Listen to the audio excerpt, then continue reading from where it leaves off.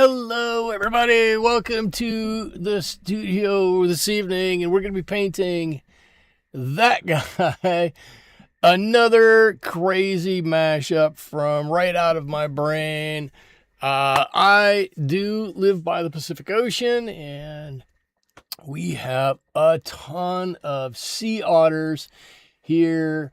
And it's fun to watch them dive and pick up a crab or a clam or something and come up and you see them crack it on their stomach. And I thought, I wonder what an otter would look like if it were mashed up with a bento box. And so that's what we're doing today. There's the reference photo so you can see it a little bit bigger, right? Sea otter with some seafood in his bento box. There we go. I am using, let's get into a couple of these things here. I am using some Baohang paper. This is the studio grade paper, 140 pound. I bought it in a roll, rolled it out, cut it, and dampened it, flattened it. And that's where I'm at with that. On my right-hand side over here, and looking a little out of sorts, are my colors in my palette. They are M-gram colors over here, and the brushes that I'm going to use for the most part are going to be my King Art brushes, which I like very much. Somewhere you'll be able to see the logo. There you go.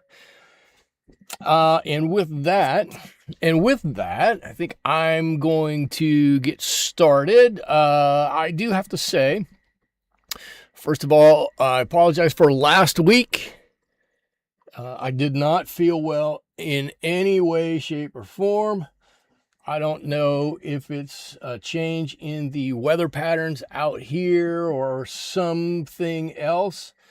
I don't know, but my head really was playing havoc with me last week. There was going to be no way I was going to be able to sit through an hour-long stream, or 2 hours. It seems like we started with an hour, and we've slowly increased that to where we're at a couple of hour-long stream at this point, but that's okay. Just an observation, not a complaint. But regardless, it wasn't going to matter if it was going to be 20 minutes or 15 minutes or 5 minutes or 4 hours. It wasn't going to matter. It was going to be very difficult for me to, actually, I'm going to pull this color all the way down. It was going to be very difficult for me to do the stream last week. And so I basically said, I have to 2 hours. 2 hours.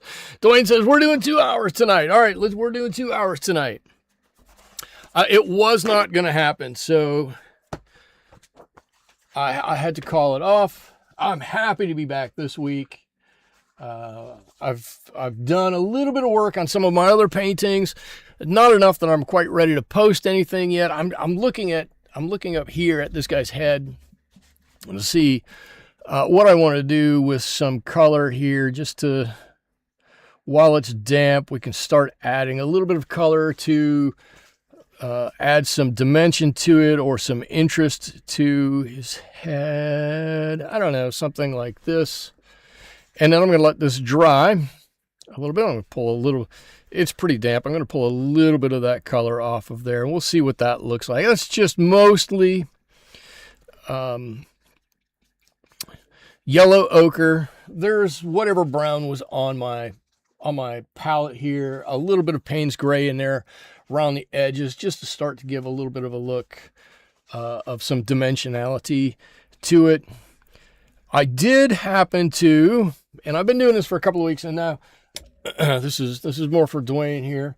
I did happen to go out fishing a few times, and I've been talking with ChatGPT about how to get better with fishing, and ChatGPT made the suggestion that I use a jerkbait for fishing from time to time, even though we're in the summer months and the water's warmer. I was like, it might not be a bad idea, so I tried it and I caught a few, and actually, this is where I think it gets interesting. I actually bought some blanks and started painting them myself, and this is what I did. I bought this blank and I painted this, and check it out. This has nothing to do with watercolor painting, but look, it looks fantastic. So nice. It's got some gold. It's got some silver on the side. It really shines and flaps in the water. I made, this is probably 6 or 7 of those by now. Ow, I just stuck myself. Here's one that's got a little bit of a darker green on the top. Look, ooh, really nice and dark on the top. And you come down the sides, it's got some green and then goes into gold and some white on the bottom. I've been having so much fun painting these, and always a lot of fun fishing with those. So, if you want to see more about that, I think I'm going to put a video up over on my other channel, which is more about fishing than it is about painting. But that might be coming up over there. I've been having so much fun with that. Dwayne says those look great. Thank you. They look great, and they've been working at catching some fish, which is a more important thing. All right, let's get back to our watercolor painting. Let's see. So I've got a ton of these out in the bay, right? And they dive and they swim and they have a lot of fun. And all the tourists who come to my town, all they really want to do is go out and see the otters, and they raft up in the kelp, and there's little babies that swim all around and everything. And they're adorable.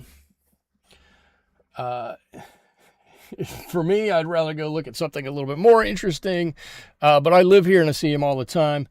But they are part of Pacific life. You see them all over the place, and so I thought we probably ought to do a painting on them. The body of them is pretty brown, right? It's just a basic brown. I'm using a burnt umber. I think we've all seen the colors that I have. Let me grab a piece of paper.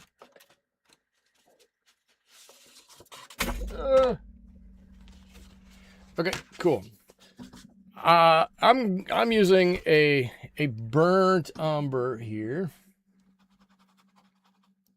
which is a nice brown color, and the challenge for me is going to be to make it look not so flat, right? So I'm going to be mixing in some areas a little bit of the yellow ochre, and in some areas I'm going to get a bigger amount of this burnt umber out here. There we go. In some areas I'm going to be mixing in, and you guys have seen me do this before, a little bit of sepia. and that makes a wonderful dark color.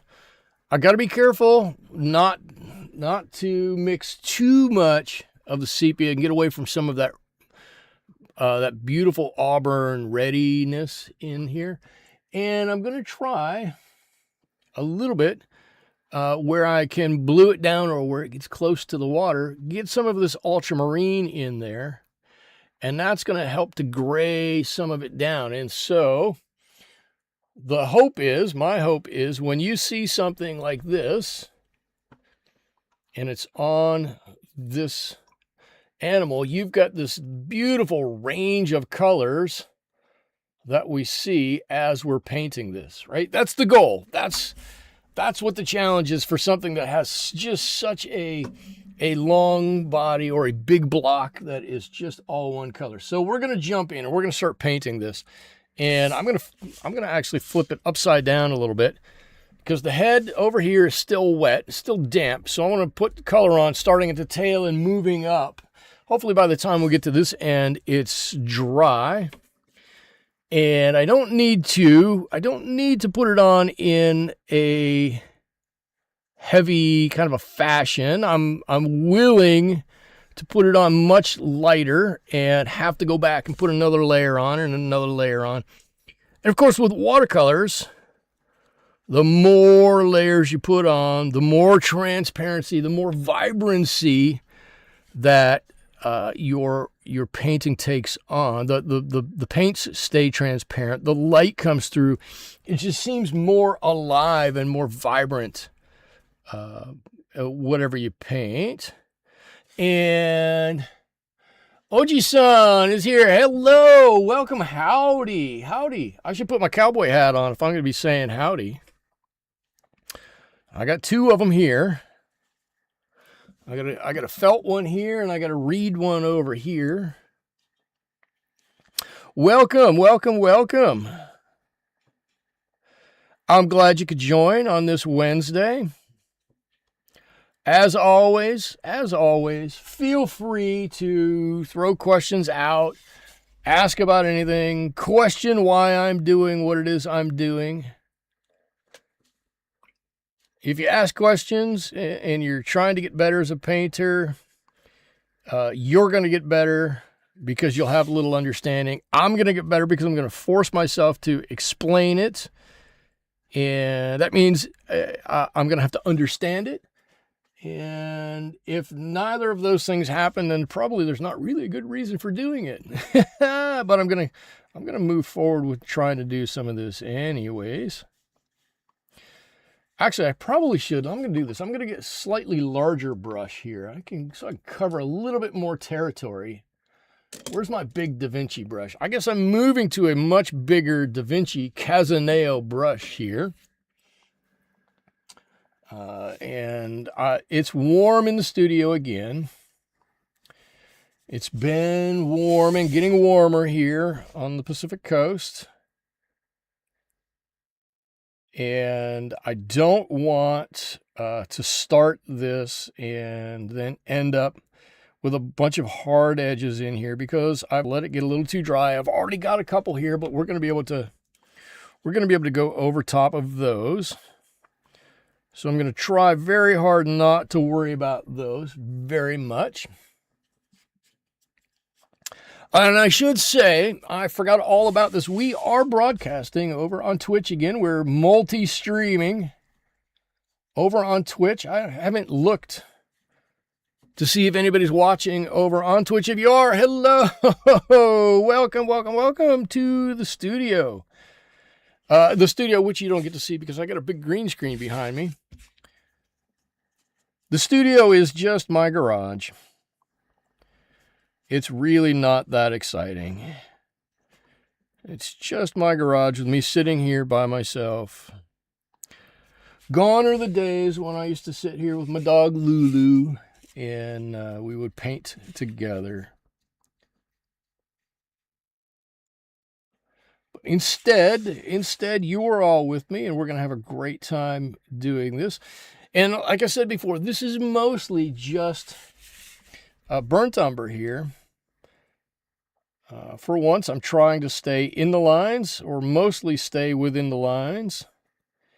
And I think you all know one of the things that's hardest for me to do is to keep a wet area over a wet edge over a larger area. I do pretty well in keeping a wet edge. Oh, now see, now I've painted inside my bento box there. Let's just take that. Well, we'll be okay with that. I do a pretty good job in being able to manage my water, right, is really what we're concerned about here, in a smaller space. Sometimes it does still get away from me, but I do a pretty good job in a smaller area. The bigger challenge is what happens when I go to a little larger area. In this case, I think going to a little larger brush is going to help cover some of this territory a little faster. Also, I could have pre-wet the entire otter. That would have helped. But I'm not necessarily a big fan of doing that. Just my style. Not that there's anything wrong with it. It's just not how I enjoy doing it. All right, I think that's gonna be good for now. I can ditch this giant brush and go back to my little bit smaller one, and I'm gonna, while we still have some dampness in a couple of these areas, and that seems to be really damp, I'm gonna try to come in and put in a few darker areas. If it runs a little bit, that's gonna be okay. I'm not gonna worry about it. I'm gonna tell myself I'm not gonna worry about it. Behind the scenes, you know, you won't see me, but I'm gonna be going, no, don't do that, no. Nah, maybe. No, I won't, but maybe I will. But I want to block in some areas where there's maybe going to be a little bit darker color, or it might allow for a little bit of interest. And this has started to dry, probably a little too much back here. It's just a little bit damp, and I've got to be very careful about getting any big back runs in there. This area up here, I think, is damp enough. I can throw some color in here, and we're going to be okay with that. Trying not to get it too wet of a mixture going on top here. Let's go back here too a little bit. There, let's do that. All right. Good. All I want to do is start the process of putting in some low lights, some darker areas, and starting to get a little bit of the shape of this animal going. It doesn't have to be anything precise. It doesn't have to be, right, I'm going to use air quotes, perfect. Just some color on here. We're going to be coming back and we're going to adjust all of this at some point anyway. So whatever we get now is gravy. Oh, okay. No questions. I'm looking up every now and again. No questions. All right. I'll take it. You guys know, if there's no questions, I'm just going to keep right on talking, and you're going to have to listen to me talk about whatever it is I want to talk about. So I'm just cautioning you. Who knows what I might start to talk about. Look at this. Look at that. That's fantastic.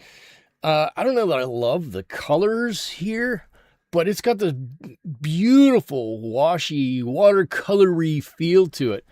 This yellow ochre over here, darker, and they almost look like little ripples of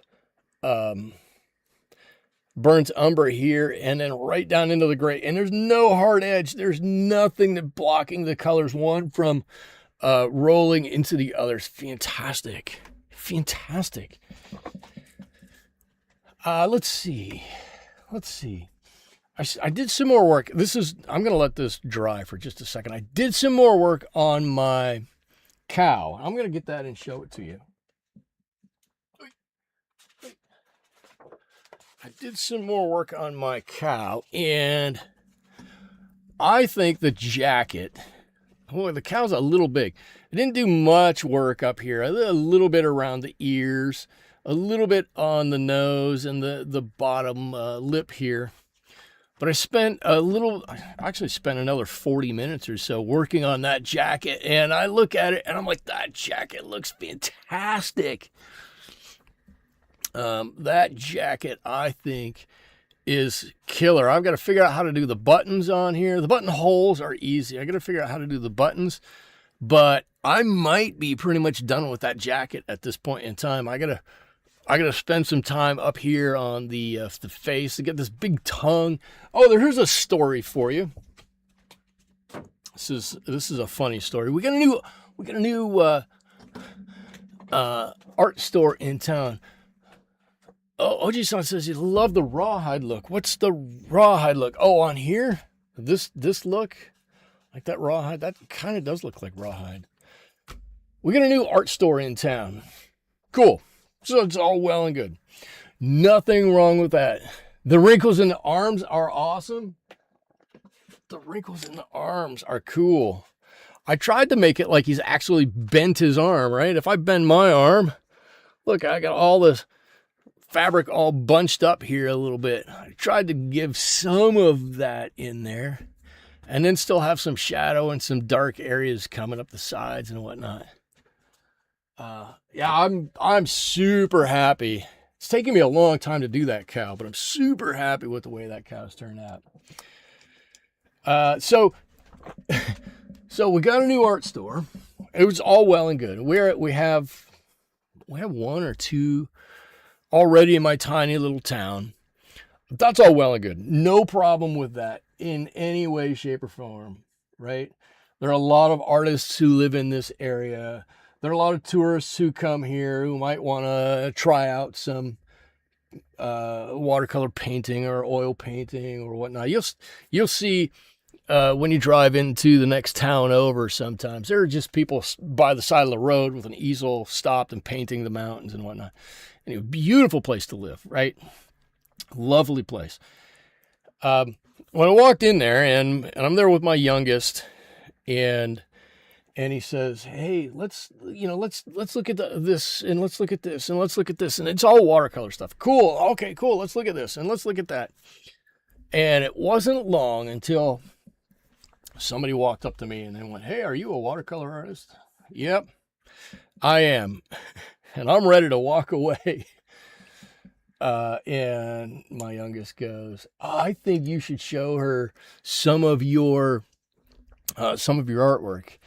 And the other artist's face lit up and she's like, yeah, okay, here's some of my stuff. And she pulls out her phone and she's got a couple pictures. She pulls out her wallet and she goes, this is a print of a sea turtle that I painted. And I went, yeah, that's cool. So I opened up mine and I showed her the kingfisher that's part frog. And she looked at it and she went, and I showed her the motorcycle that has human legs instead of wheels. And I showed her the truck that has baby arms instead of wheels. And I showed her, some of the other mashup ones. I showed her the flamingo with the curly straw neck. And each picture that I show her on my phone, she's just more like, oh. It's like backing away. Oh. So I showed her a picture of the cow and I went, this is not done yet. It's a long way from being done. And she looks at it and she goes, yeah, I did a cow with that same expression.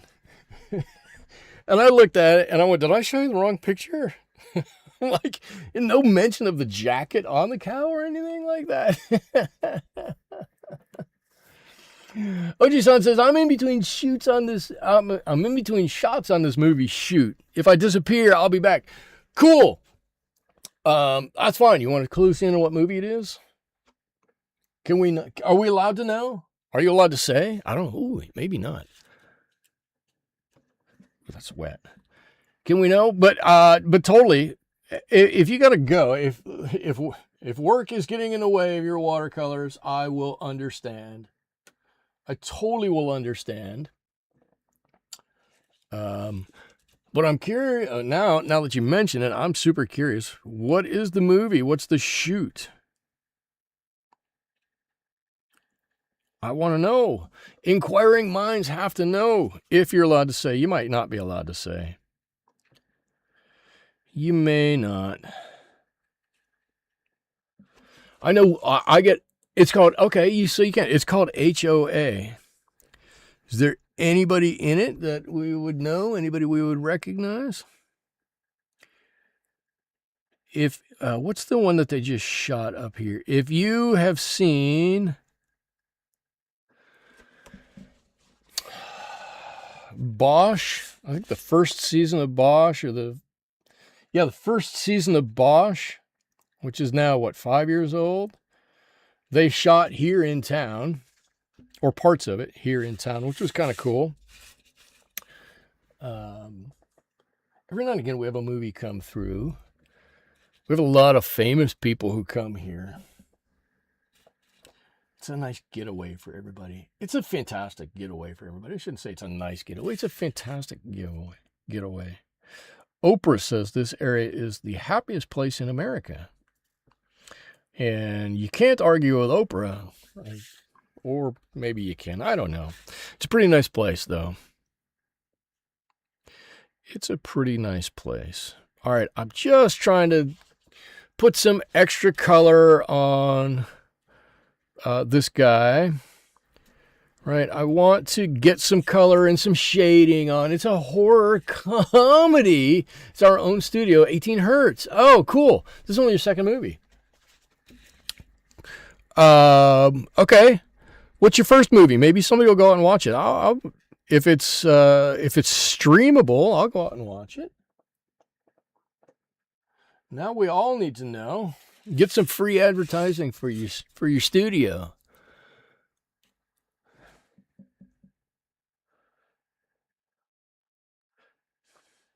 I'm going around the ears here. I don't know if that's the right thing to do necessarily. It's just kind of what I'm doing. 18 Hertz. 18 Hertz Movie Studio. I'm going to look it up. I'm going to find out about it. All right. Do we look like we have a round face here? A little bit. A little bit of a round face. Let's add a little bit more color in here. So we have these guys, I'm going to tell another story here. These otters have taken to kind of sitting on the south side. The directions are going to be nothing to anybody here for a second, but just kind of hang with me. These otters have taken to sitting on the south side of our south pier. And about, I'm going to say 10 yards out into the water, maybe not even that far. And as a result, the tourists, and I'm going to say it's the tourists because all of us who live here on a daily basis have seen so many otters. And while they are cool, I just have a hard time believing that on a Saturday and Sunday morning we'd get out of bed just to walk around to see these guys laying in the water. But they have kind of I'm going to call it a nesting ground just south of our South Pier, the South T Pier to be more precise, and everybody comes by and they'll look at them and they'll sit there and they'll take pictures and they'll stare at them for hours and hours and hours. And I'm like, all they're doing is sitting there. They're just laying in the water. It's anointed. It's on Fossum right now. It will be on Fandango in a couple of weeks. Okay. I'm the bad guy in the first one and the good guy oh, that's even cooler. Art, I'm definitely going to find it now. I'm definitely going to find it. That's cool. But I'm going to do a little painting around a couple of things here, and I'm going to be honest, I don't know if this is the right move, but what I do know is if we do this in a couple of layers, if we make a mistake, we can fix it. And so that's what I'm going to try to do. Is I'm going to put this on in a somewhat light layer here. I'm going to pull this color out. I should say, you see me reaching up over there with my brush. I've got 2 water bins up there, or water buckets, or water glasses, or coffee cans is really what they are, full of water up here. One of them has dirty water in it. So my first thing I always do is dip into that dirty water. And the other one has clean water in it. And if I want to go back into a color and not mess with it a little too much, then I always clean my brush first before I do anything else. I'm going to give a little bit of darker color in here. I don't want this to be the same color all along here. I'm going to drop a little bit of this darker color in, and I'm going to try to pull this out a little bit. The other thing I do, and I don't know who else does this, I would imagine everybody kind of tamps their brush a little bit, is I'm very peculiar about the amount of water that I have on my brush. And so I've got a sponge just up here that I dab my brush on, and I've got, of course, a cloth in my hand. So I hope the hope is that helps me control the moisture, keep the moisture at the right amount that I want as I'm doing this.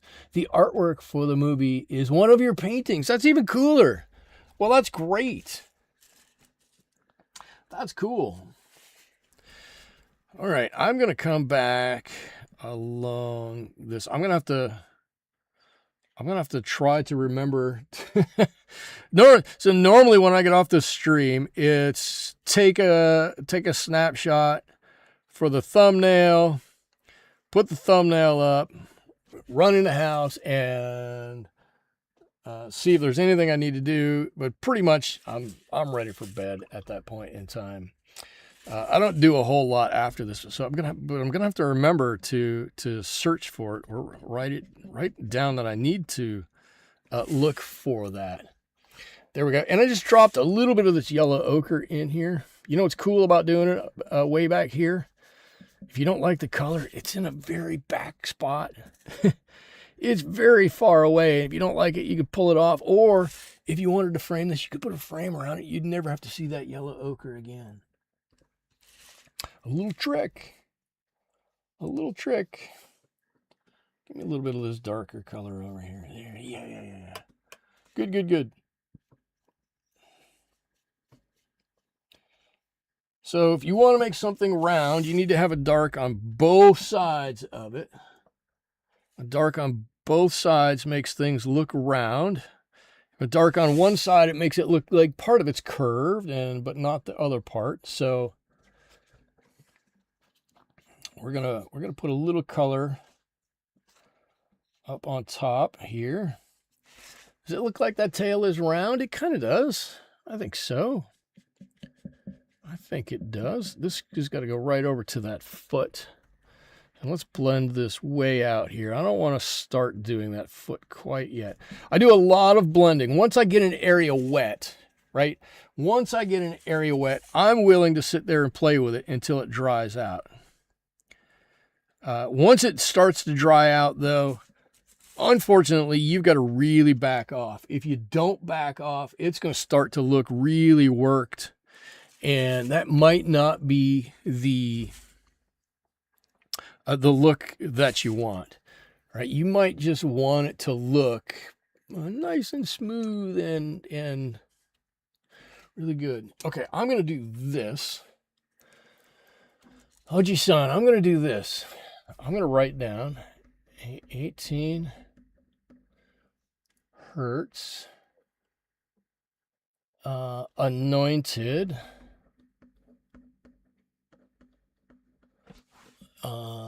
Fossum.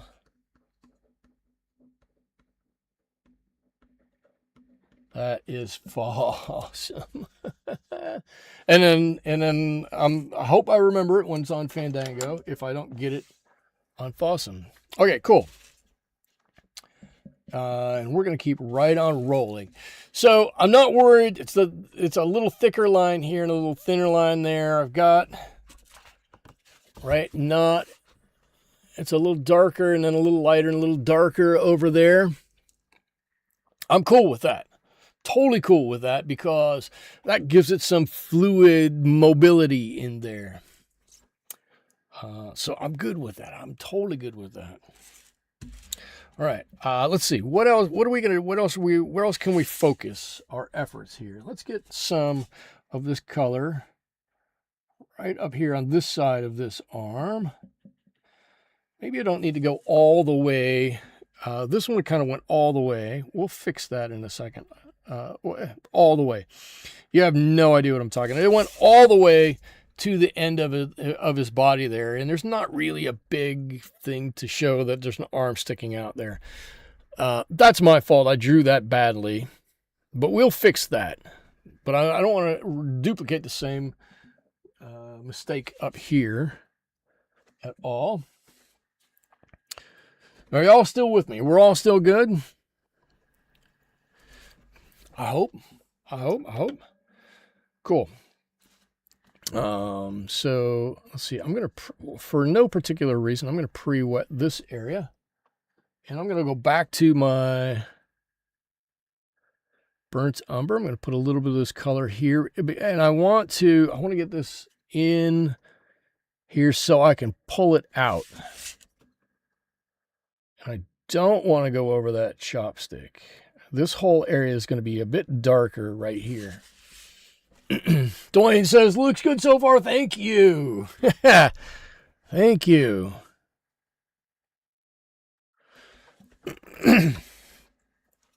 It's gonna continue to look good. I'm refusing to live by the watercolor adage that it's got to look bad at some point before it looks good.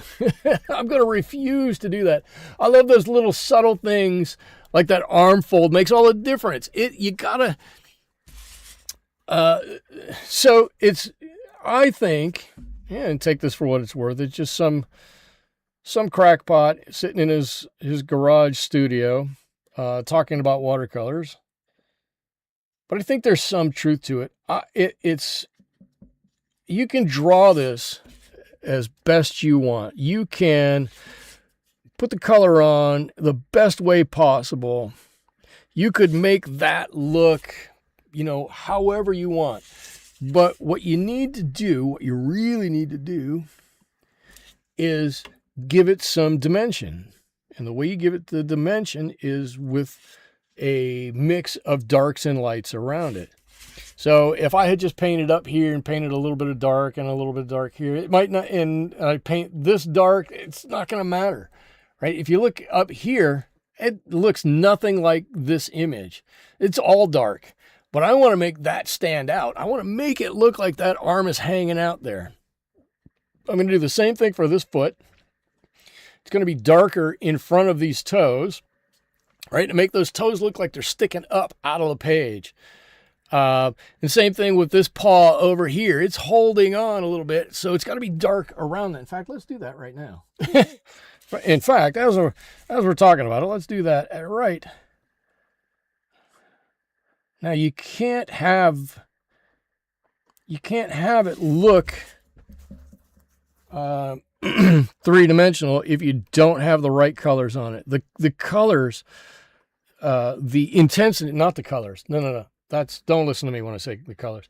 The value, the intensity, the saturation of the colors as they're on there are really what make things stand out so much. If you've been here before on my channel, I always talk about making dark areas darker and leaving lighter areas lighter. The reason is not because I think having a painting that's got such, dichotomous color on it is such a good thing, but because by doing that, you're really able to bring out the differences in things. You can't bring out the difference in something if it's all middle tones or middle tones and light. You can't do it. It's not going to work. So you got to have a whole bunch of darks in here to make those lights look that much lighter. Without that, it's just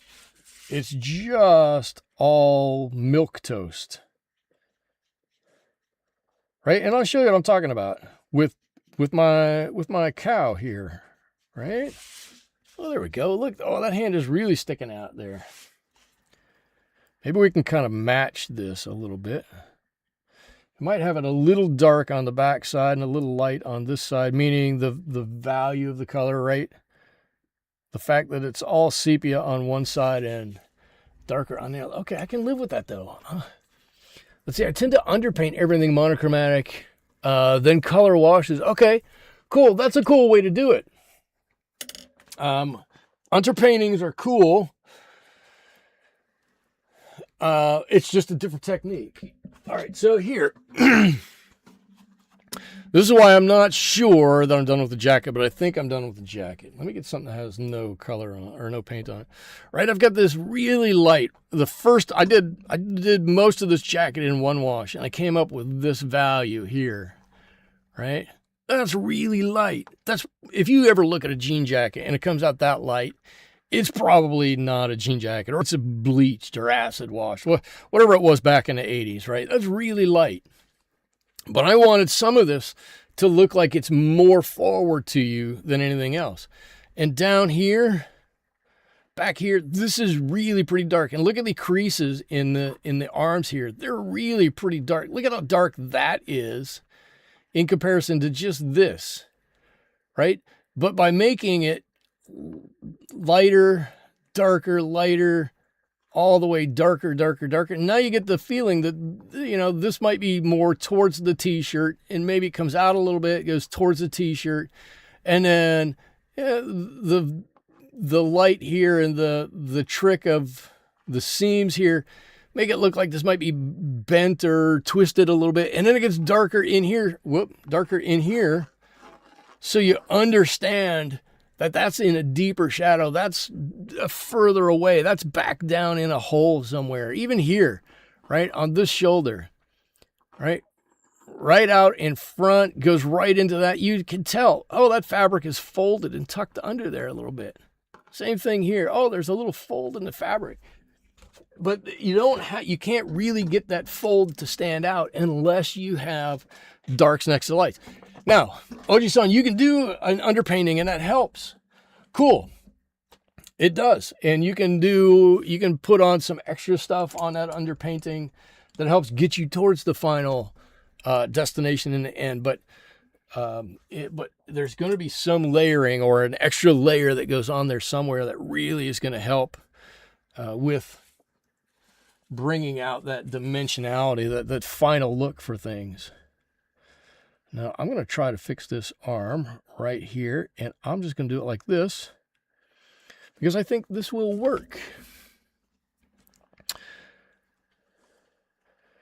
I tried doing a full underpainting in some of the things I did, and I tried making it a different color underpainting or maybe a complementary color or something like that. I just couldn't quite convince my I just couldn't quite convince my brain that was the right thing for me to do. I would look at it and I'd go, is that how it's supposed to be? I don't know. And fully knowing that I'm going to go back over top and there's going to be plenty of time for me to adjust the colors on top and whatnot. So I stay where I'm at. I do it the way that I feel most comfortable with. And there's nothing wrong with either way. They're both right, or they're both right-ish, right? Like anything, there's a million ways to do whatever it is you want to do. And I find myself quite often going, hey, what would happen if I just dropped this color in here as I'm doing a wash like this? What would happen if I drop the yellow ochre in there? Oh, interesting. Oh, that's what that color will do. Is that going to work? Yeah, cool. That'll work. All right. Like I could drop some blue. In fact, I probably should be dropping some blue in along this side over here.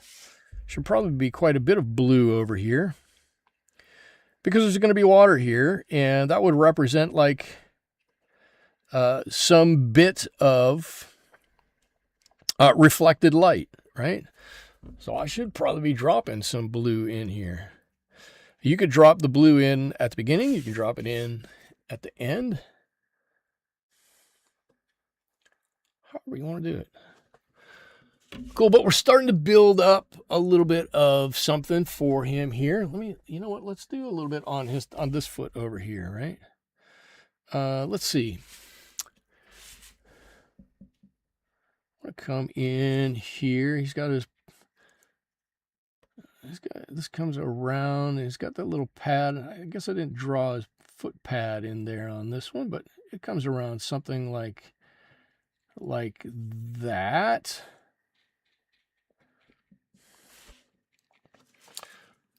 Cool. A little bit of dark back here. Doobie, doobie doo. I'm going to start singing to everybody. And you believe me, you really don't want that. You really don't want that.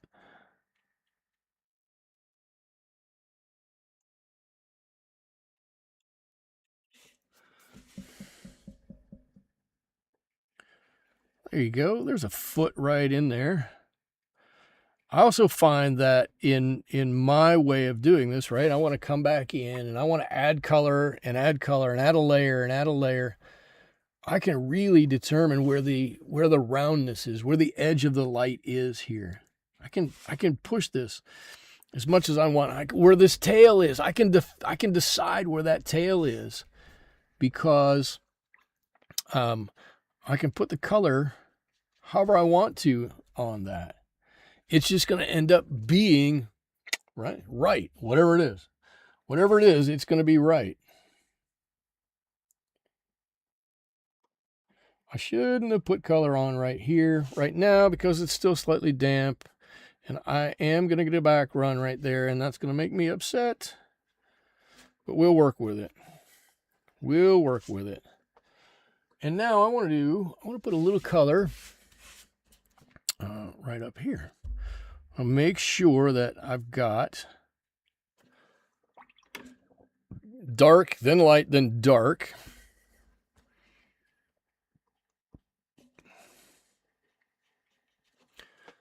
And we'll go from there. Also, I guess I should say, when I was at the local art store here, they had a whole series of brushes, and that started a whole discussion about favorite brushes and what favorite brushes should be and how much they should cost and what they should be like, what you should look for in brushes. Has anybody ever had that discussion with somebody other than me? Anybody had that discussion with anybody other than me? I very much like that discussion, but I don't always know if everybody likes that discussion. I think everybody ought to have a favorite brush or a favorite size or a favorite bristle. In fact, I don't even paint with my favorite bristle. How about that one? This King Art brush that I like so much, and I really do like this, has golden tackle-on bristles. I've got so many brushes that have golden tackle-on bristles, and I absolutely hate them. They're absolutely terrible in my mind. And I've got some that have started to hook, and I think we've talked about that. I'm sure we've talked about that before. The dreaded hook that many synthetic brushes get. And it's super frustrating these ones, for good or for bad, for hook or for crook, or whatever the saying is you like to say, these ones have not developed that hook, and I'm so thankful for that.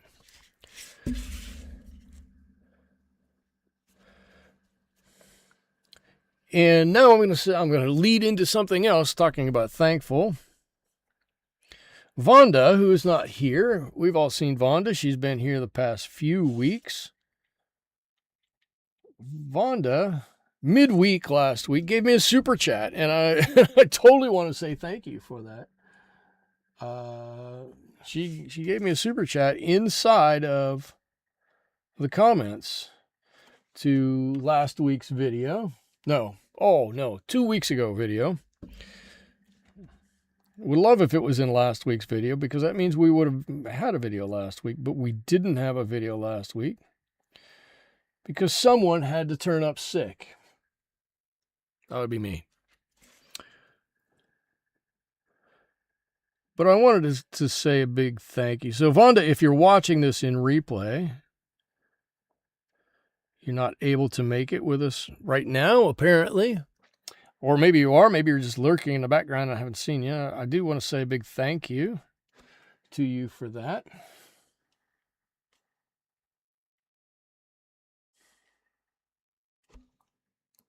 And I'm just going to continue to add little bits of detail here and there, a little thing here and a little bit there. I'm going to continue to work around this. Notice I haven't even gotten to my box yet, my bento box yet. We're not even there. I don't even know if we're close. Dwayne said we had to go for 2 hours tonight, so I figure if I take at least an hour on the otter, that gives me an hour to work on the bento box. And that should be pretty good.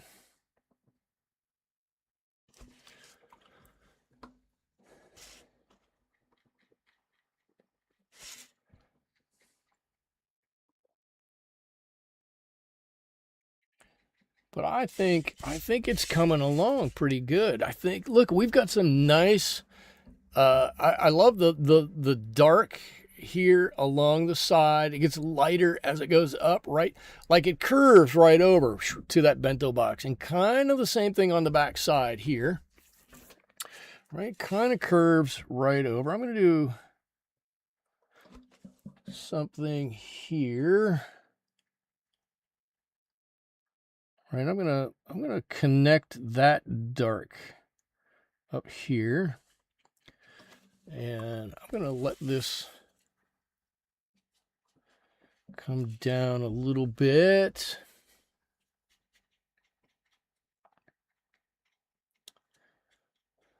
So we got to give a little bit of dark under here.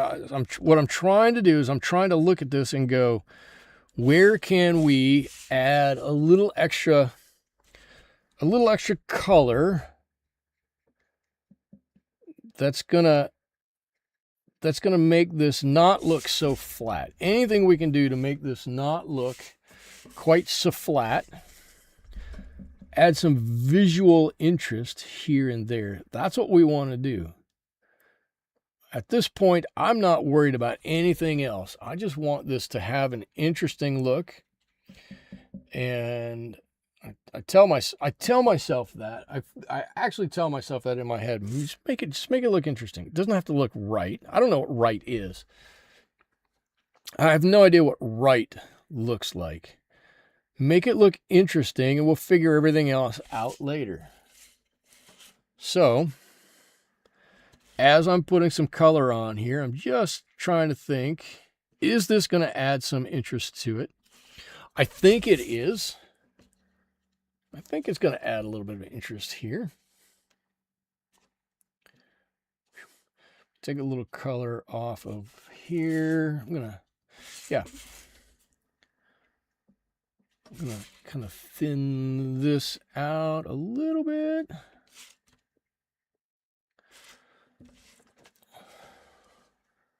I'm trying to make it look like there's a leg here. I don't know if I'm doing the right job of making it look like there's a bit of a leg here. We're going to get there though. We're going to get there. But I want to leave a little bit, you know, like a little light right around the box itself, like it's been set in and it's on like a little ledge in there or something like that. I don't know. I'm still working on it. I'm trying to figure it out. We're going to get there. We'll get there with it. We'll totally get there with it. All right. But I'm loving the direction. I can't say I'm liking it. I'm loving the direction it's going so far. I think what we're going to do is we're going to mix up something that's a little red here. If you've ever had a bento box, you know they're usually served in this dark red box. And I want to get something that simulates that color a little bit. Something that's darker. I'm gonna see if our maroon perylene will do that. I love the start of that, but I might want to add just a tiny bit of brown. Might be a little too bright. So that's a mix. This is straight up. And then let's do one that's got this maroon in it and a little bit of this pyrrole red in it. And let's let those dry for just a second and see what they end up looking like. All right, hold on one second.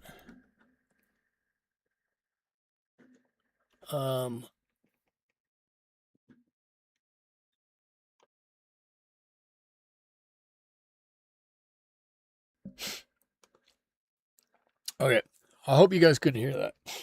I had a sneeze, and I might have another one. I don't want to sneeze on anybody. So I hope nobody could hear that. We've got some feet to do here, right? We've got some hands to do here. A little bit more on his face, but we're getting there. You can see the chopsticks are here. Let's see. Where do we want to go? I want to start doing a little bit of work on the red here. Oh, yeah. I want to start doing some work on the red. If I look at this, I think I'm going to go mostly with just, I like this. I think it's a little too bright for what we're doing. If it was bright, sunny day, maybe that's a little bit better. I think I like that just like this. That to me, just a little bit off. I don't know. We'll see. We can always adjust it. So let's get a little tiny puddle of our maroon perylene here. And this is a powerful color. It's a very strong color. So a light layer of this to start with would be what we want to do. And I'm going to paint the entire box minus anything that's in it, right? So that means all the sides, up and down, top, everything like that is going to get a bit of red on it at the moment. And then we will figure everything else out. Going forward, we will see if this is indeed the right color. We'll see if we have to adjust it at all. I think we're close with this. I'm going to be very careful going through my chopsticks. I should have put in some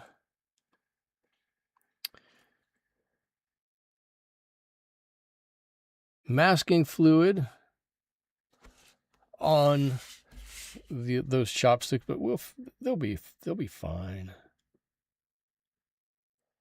I didn't have any coffee late today, so my hand is fairly steady. And look, I can just, if something goes wrong with it, we just go, oh, well, I meant to do that. That's how it was supposed to look.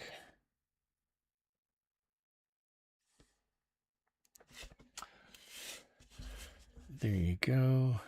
And I think the first time I ever had to paint something like this, I painted a tackle box, which was kind of an interesting exercise.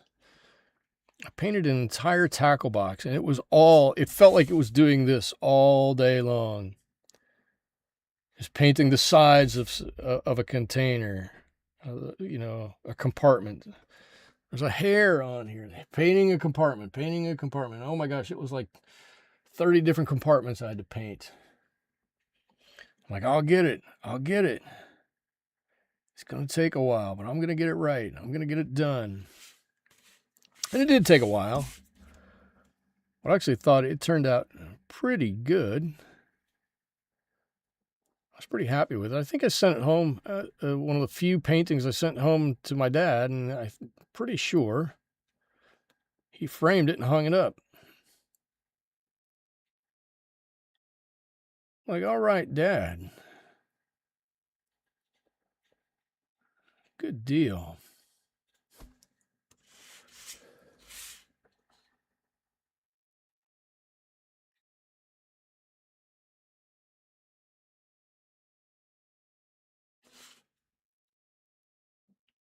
I have some lettuce or some greenery or something in here, and I'm trying to paint around it a little bit so I don't have to paint over this red. Painting over red is oftentimes problematic. I mean, painting over anything in watercolors is oftentimes problematic, so I don't want to do too much of it, but you can do a little bit of it here. All right, cool. So there's our base color. And you know what else we can do while we're waiting here? While I'm figuring out what to do with the rest of this thing, let's do it over here. We can paint our shrimp. He's got some shrimp here that he's been eating. Where's my old worn out one? There we go. Let's make room over here for some orange. This is quinacridone rose. I don't know why this makes a good color, and I think this was, there we go.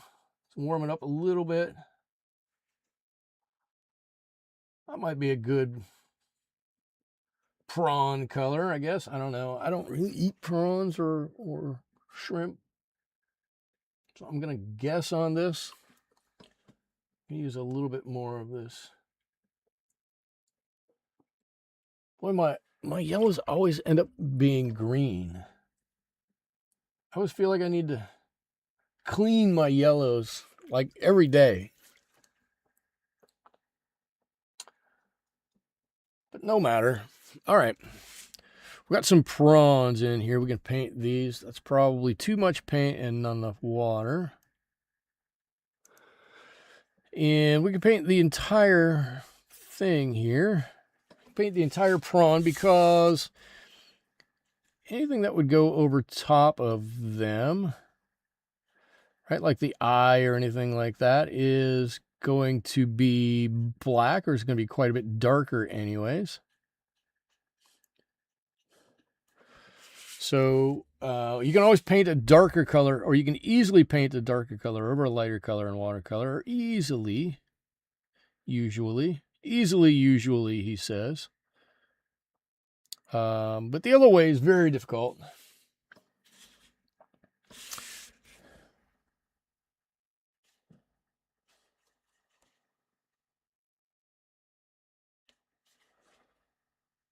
Again, trying not to paint on my chopsticks. All right, I think we got it. Right there, 3 prawn-ish shapes, or 3 shrimp shapes. Shrimp shakes. 3 shrimp shapes. Say that 3 times fast. That's difficult to do. Now we need to, we've been sitting here dallying around it long enough. We really need to figure out some color on this guy's head. It's a little, Michael, what's the word? A little bland. You could use a little help here. We could use a little something to make this a bit better. And we're going to put this in right now. We're gonna make his face better. Not that his face isn't good. Look at that face, right? But we're gonna make it even better. Maybe he's got some color that comes up from the side of his nose here. And I should say, can you guys see this? Is anybody out? Is anybody out there? Is it just me? In which case, I'm going to keep going anyways. But if you guys can see what I'm doing here, or is this a little too small for you guys? You want me to zoom in a little bit on this? I'm willing to do that.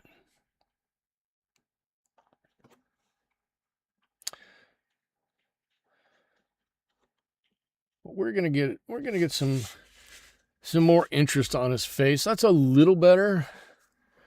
Right, I want a little color here. I don't need a ton of color. I do want a little bit of color on his face.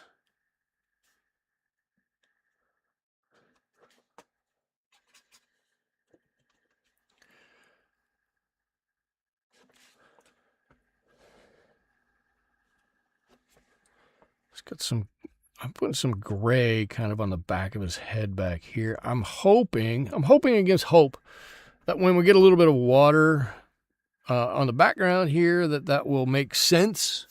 Maybe a little bit more than it does right now. We are gonna find out, but I'm hoping it will make a little bit more sense. And I'm gonna give him some fatter cheeks here. I just decided. Right, I'm gonna take this color and I'm gonna wrap it around his cheeks, so it goes all the way around on both sides. And you know, online for you all, it may not be that noticeable. But if I do that, and you can see the right around his lips there, it's quite a bit lighter. That's going to help to make his whole face, give his whole face a little bit more of a look to it, right? It's going to give it a little bit more oomph or something in here. I think I'm adding this color on here. I think what it's doing is making it look a little bit more Studio Ghibli. That's okay too. That's a high bar.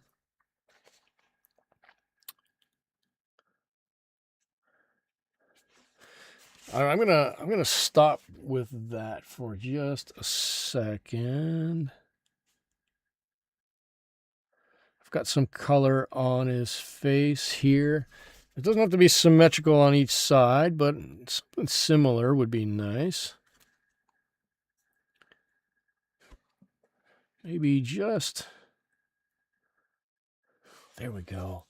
Okay, cool. All right. Oh, yeah, somebody on Twitch going, hey, we can get you some viewers. I'm not sure at the moment how to block these guys. I got to get into my moderation app and do it. Every week this guy comes on and says the same thing on here. It's really actually kind of annoying.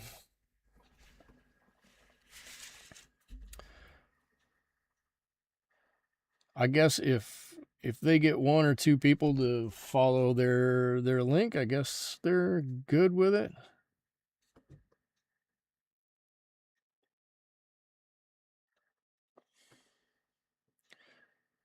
But it likely won't be me that they get to follow that link. Well, that's okay.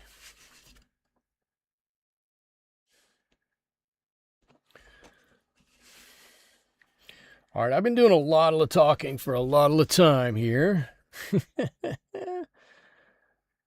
I'm carrying the show. Anybody else got anybody have any questions? Come on, let's talk about what you guys want to talk about. Let's talk about what you all want to talk about. Oh, yeah, that looks good.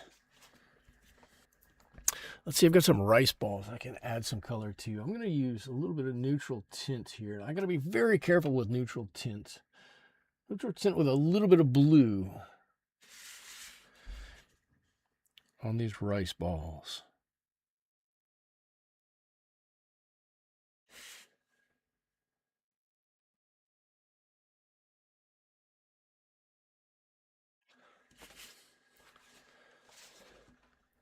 Maybe they're mochi balls. I'm not sure. But they need a little definition on them too.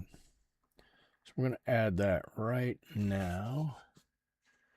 There's that one. And I think I can do this one. Did my screen just flicker? I thought I saw something flicker, but I still seem to be doing okay. I'm really afraid everything's going to give out again. I don't want it to give out. I don't like when my stream gets interrupted. I really don't like when my stream gets interrupted. You'll get to see a very perturbed Michael. Nobody wants to see that. No, nobody wants to see that.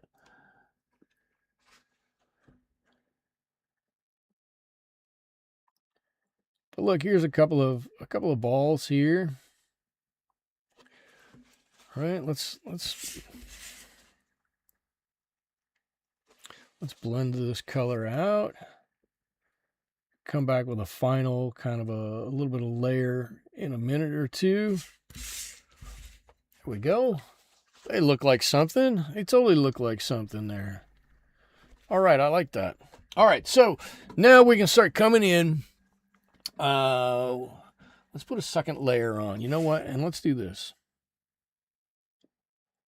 Our second layer is just going to be kind of an inside layer here on this bento box. Oh, looks like that wasn't quite dry. It'll be fine. It'll be fine. It'll be fine.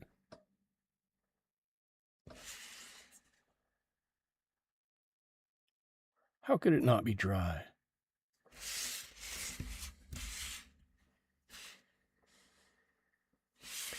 All right, all right. Let's see. You can see a little bit of course I put color right where I need to put my hand. Of course I did. Of course it makes sense that I would do that. Oh, Oji-san is back. All right.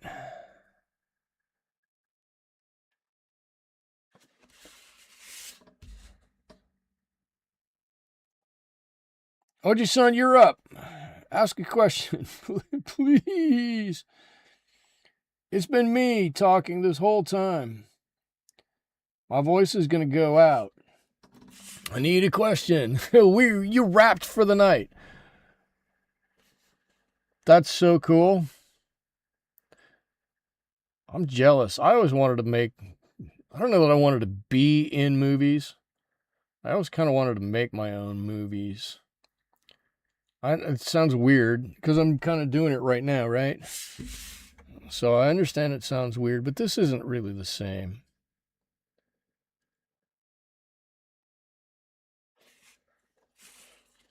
I guess it could be. I guess in a way I am making my own movies. I'm more making a documentary, I guess. How about that? I guess that's more of something. That's what I'm just going to say that. That's what I'm doing. I'm making a documentary here. All right.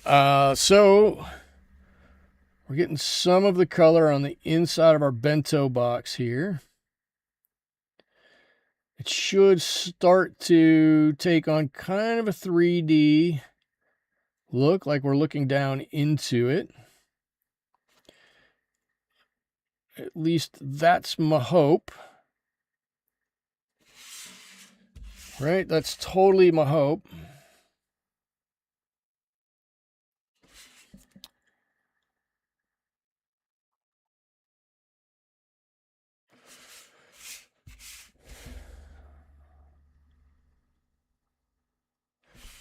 There we go. Yeah, that kind of looks a little 3D. Okay, I mean, there's more to do here. Actually, we can do this. We can do this. We can put some on the floor of the box over here. Right? And then we can blend that out going that way. That would probably be a thing to do, and that would add a little bit more dimensionality to this side. If we increased our saturation over there. We can let that water take that and do what it wants to do with it. But that really should help over there. Let's see, what else do we have to do? Oh, we got a nose to do on our little guy here. So let's get a little space.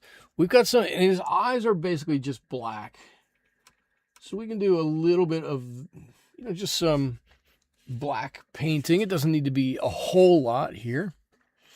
And I guess I should say I switched to a quite a bit smaller brush.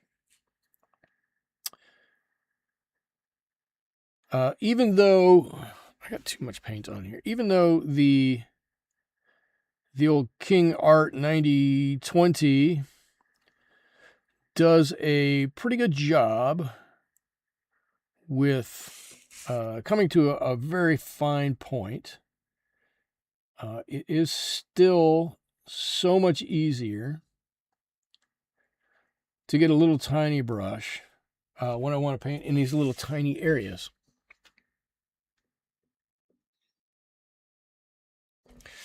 So much easier. There we go. There's a nose, and I'm going to paint some little tiny eyeballs here. Some little beady eyeballs. I do have to say, these things are awfully cute. I don't want to disparage sea otters too much. Like, I don't specifically avoid the sea otters when I walk down to the water, and I probably go down to the ocean once a week or so. I walk down at least once a week. It used to be more.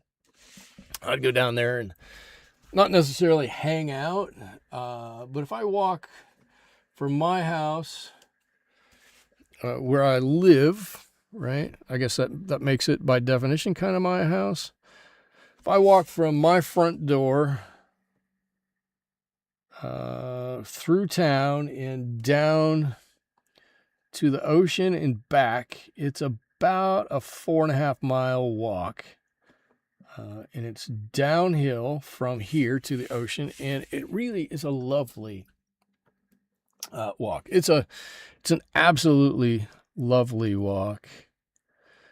Sometimes it feels a bit much as you're walking up the hill, coming home, but that's okay. That's all right. You know when you've walked it down there that you've had a good time. You get some fresh air, some really fresh air coming in off the ocean, and it's wonderful. It's absolutely wonderful. I wish I could do it more often. And the excuse I have is I've got too many hobbies. If I didn't have so many hobbies, I could walk down there and do it a lot more often. But because I like to do so many things, it limits my time that I get to spend just doing that. So, Oji-san says, you used to live in Morro Bay. So cool. You've gone down to the Rock. You've seen them down by the South T Pier or out at the Rock. They love living out at the Rock too. And it's a wonderful place. It's beautiful. It's actually really funny right now because we're dredging the bay, which we do once a year, and we've got this giant ship that comes in and out and in and out every, I don't know, it's about every 40 minutes. He comes in and out and in and out and in and out. Taking sand in, bringing it, or not bringing it in. No, he's not bringing sand into the base. He's sucking it up and then taking it out past the harbor mouth and dropping it off. And then he'll run back in and then he'll do the same thing again all day long. That's what he does. Just cleans up. Edie's here. All right. Welcome, Edie. I'm glad you could make it. Thank you for coming. I hope you like the I hope you like the topic this evening. If you don't, I'm sorry. My imagination got the best of me again, so I apologize for that. And if you need me to zoom in a little bit so you can see it a little bit better, let me know. I'm happy to do it. Just let me know. All right, I want to intensify some of the color in some of these areas, but what I really don't want to do is get rid of some of the lighter areas here. And I think I want to actually pull a little bit of this color off of here. I think I got a little too much on here. And even though I don't have a large brush, I can pull some of that off. I want to not lose some of that lightness that's on here. Edie, I'm exceedingly happy that you made it. Really, I am.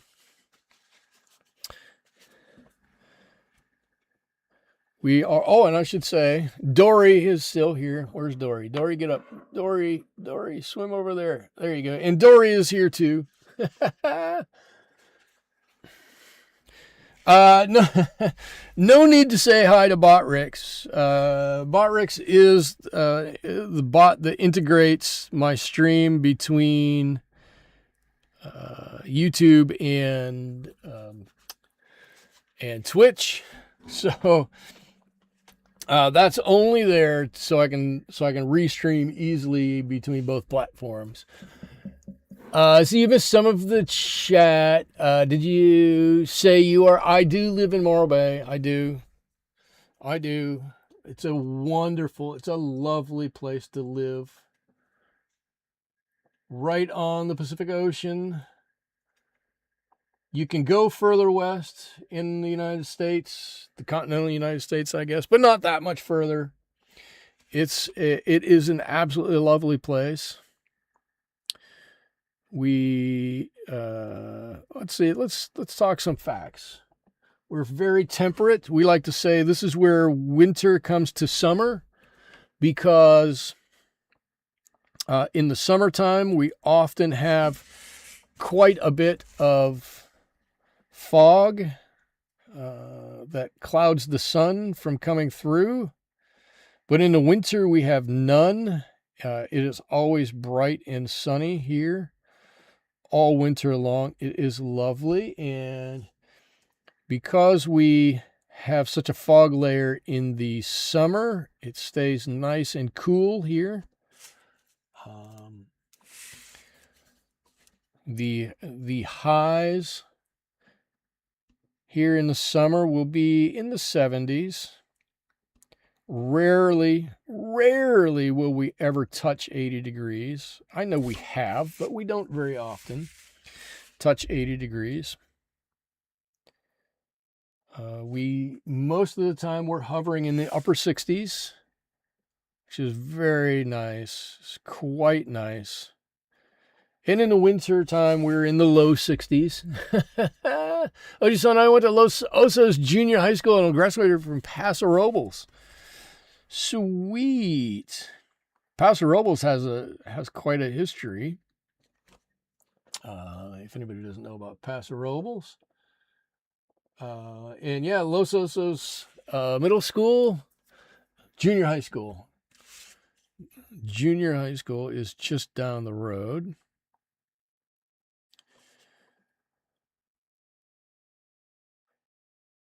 My youngest went to junior high school there.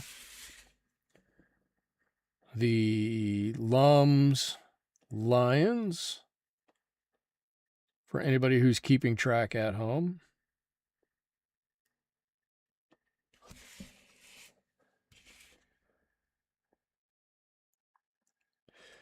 Let's see, what else can we say about my wonderful little town?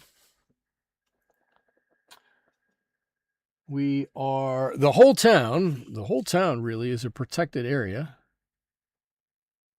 It's a national estuary here, and with any luck, it's going to look like it does now for a long, long time. With any luck. The first week in April every year we have a citywide garage sale. I'm making the town sound so fantastic. We got a garage sale that goes on. We have a citywide garage sale, and to me it's one of the most interesting things. I didn't grow up having a citywide sale like that or whatever. And I got pictures looking down the street from my house, and it looks like you're at Disneyland. Because the population on that day will double or maybe even come close to tripling our normal population. There are just so many people in town. It's wonderful. Everybody come here, drop off all your money, and then don't forget you're allowed to go home at the end of the day. But come home, eat at our restaurants, buy all of our stuff, have some fun here. And I go home. Oji-san's headed to the rock park. Okay. And Morro Bay is awesome. Oji-san, I'm going to be looking for the movie Anointed on Fossum. Everybody else can go out and check it out. That's Oji-san's movie studio. So please, if you got the opportunity, if you have the ability, go check it out. It'll be cool. Support a fellow artist, and when the new movie comes out, HOA, Oji-san, please let us know, and we'll watch that too. But thanks for stopping by. Great seeing you again. All right, I think now I've had some fun painting. I don't know what this is, lettuce or something that this is sitting on. Oh, I got to do some more. I have some more greenery to paint over here. I do kind of like you get a bento box and it comes and it's always on these little green, it's not always lettuce or anything like that, but it's green sheets of paper or something to make it look nice. So I'm going to paint a little bit of that in there. Edie, I hope you've been having a great week. Thank you for stopping by. Now that Oji-san is gone, I'm going to call on you. like I'm some kind of an art teacher or something like that. I don't know.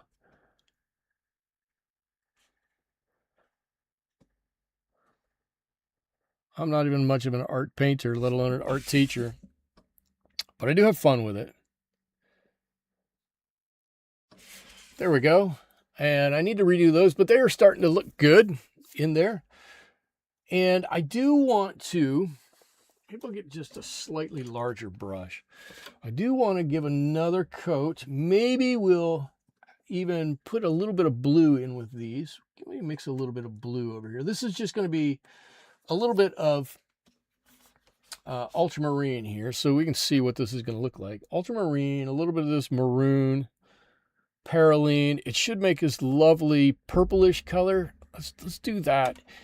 So we can get some interesting color kind of down towards the bottom of this box a little bit, right? I want everybody to know, there we go, that there's sides to this box, right? There's some dimension to it. Something like that. There we go. There we go. Let's get that to come around the sides. I think that blue is just going to punch up the color, the value a little bit. And I made that a square corner. It really should have been rounded. That probably looks a lot better. I've been great. I hope I can stay the same. I do too. Last week was horrible.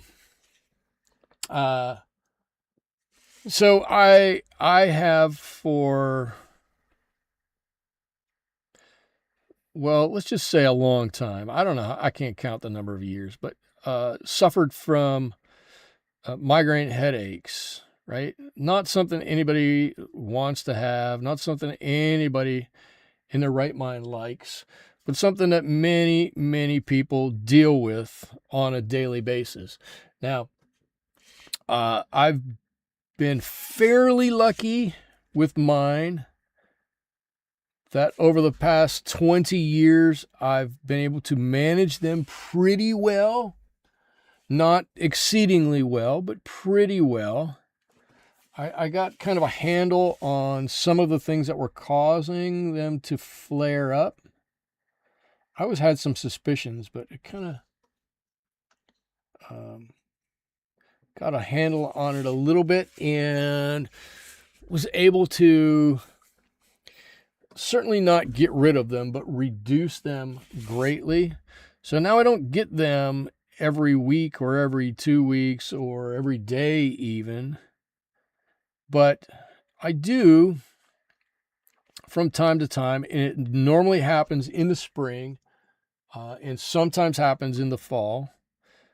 My head just says, I'm going to inflict great pain upon you, and you are not even going to be able to think straight. And so last week was one of those weeks where my brain just kind of stopped doing anything. I keep seeing ads on YouTube for Nurtec, which claims to help. Yeah, sometimes stuff helps, sometimes it doesn't. And all the time, it depends on how quickly you get to it on whether it helps. So a couple of the days last week, I kind of woke up with a headache and knew I was going to be in trouble. I just knew it was going to not be a fun day, and it turned out not to be. How about that? And it's the weirdest thing. I'm always fine to talk about it. I don't mind talking about it in any way, shape, or form. It's a weird thing because one of the things it does is it takes away my ability to concentrate. So even if I take something for it and I go to work, right? I get up in the morning, I know it's going to be a problem. I take something for it. I head off to work going, oh, it's going to clear up because I've taken whatever. It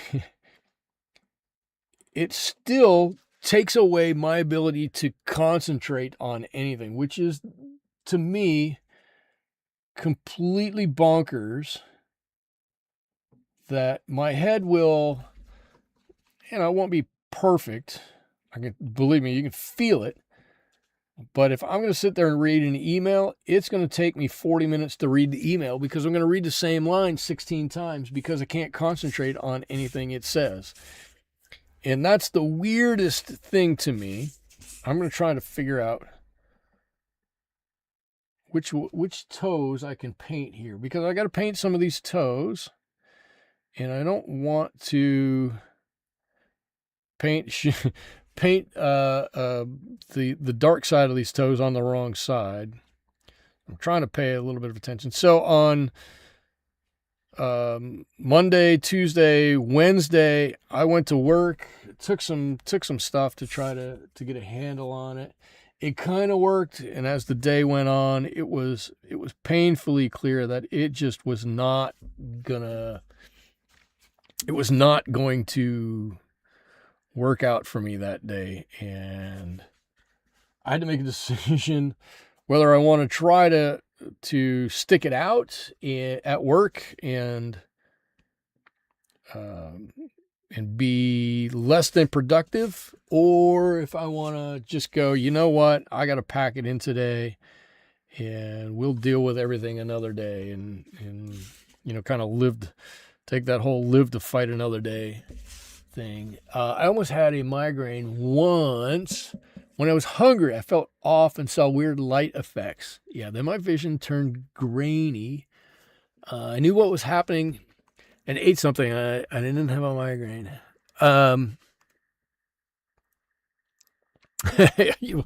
I used to. I will admit, when I was younger, I was very bad about it, and I was deathly afraid that having a migraine would help me lose my job. And I worked at a come on, get out, I got something running over here. I worked at a glass manufacturer, We had our own physicians on site, right? We had a team of nurses and well, mostly nurses, but we had a doctor that would come on once a day. And we were going through some very stressful stuff. We were hiring. I don't know, that year in particular, I think we hired about 1,400 people. We basically doubled the size of our whole facility, people wise. It was a lot. It was a lot of work. Believe it or not, it was a lot of work. Yeah, like I said, we basically doubled the size of our facility. Anyways, I was interviewing a candidate one day, and I always had a sheet of paper that I would write things down on. Right, I want to make some notes about what the candidate says so I can refer back to them and have more of a fair comparison between candidates as I'm evaluating them. And I looked down on the paper one day and I couldn't see any words. I couldn't see any lines. I couldn't see anything that was on the paper. And I went, I don't know that I can finish this interview. I might have to send you to somebody else to finish this interview. And my boss was not happy about it at the time. Kathy, I'll just say Kathy. Kathy was her name. I won't say her last name. Kathy was not happy that I was, shirking out on my duties because, she's under a lot of pressure. We're all under a lot of pressure. So she sent me to the nurse's station, which is cool, right? Fine. I'll go to the nurse's station, get checked out, right? If this is a real thing, then I'm going to go to the nurse's station. If it's not a real thing, then I'm going to get back to work. And I'm sure that's kind of what she thought. Well, as it turned out, I went down to the nurse's station and the nurses went, I want you to sit down because I am immediately calling an ambulance and sending you to the hospital. I'm like, why are you doing that? Why? I don't understand. And she was like, you can't see out of your eyes, right? Or your one eye in particular. You can't see out of one eye in particular. And it's drooping. The whole side of your face is drooping to the side. And you want to stay in work. She goes, I'm relieving you of that duty. She goes, I cannot have you work here. And that was, I was in my 20s and I had thought that I was invincible up till that point in time. And then I'm like, holy cow, maybe I'm not quite as invincible as I thought I was. So since then, when I have attacks, I'm not always, but somewhat more understanding that my body is needing a break or needing something that it's not getting, and I try to pay attention to it a little bit more. I will admit I'm not the best, but I try to pay attention to it a little bit more. And I had to not do this stream on Wednesday. I just laid in my bed and I was like, I want to not be here. Can I go somewhere else? Can I do something else? So I have a lot of empathy for people who have bad times like that. All right, so look, that arm didn't turn out too bad. Look at that. I think we're getting there. We are totally getting there. Dwayne, are we on track for 2 hours? How much? What time are we at? Oh my Lord, an hour and 40 minutes. How does time get away from me like that? That's what I want to know. I don't understand. How does time get away from me so quickly? Dwayne said we had to do 4 hours, or 4 hours. No, not 4 hours. 4 hours. Holy cow. I don't think you guys could stand me for 4 hours. But I will say, going back to the previous conversation, but my headaches now are a fraction of what they used to be. It used to be death warmed over me. I couldn't do anything. They were so hurtful. But even now, my worst headaches are a fraction of what they used to be. And I'm very thankful for that. 20 minutes left. All right, good. 20 minutes. Hang on. 20 minutes left. I got to pick up the pace. I don't know what I'm doing. I'm lollygagging around here. 20 minutes left. Holy cow. I think we could probably do this in 20 minutes. We don't have too much left to do here. We're doing good. We're doing good. We are in good shape. Dragon Fresh says, I'm happy to hear that it got better. I've known some people who get migraines and it's really inconvenient for them. Yes. They are hugely inconvenient for anybody who has them. I recognized, so this is a weird, funny story. Growing up, and Ma, if you're listening, sorry, I'm about to tell a story about you. Growing up, my mother suffered from migraines. Okay. Not a big deal. Happens to a lot of women more than it happens to men.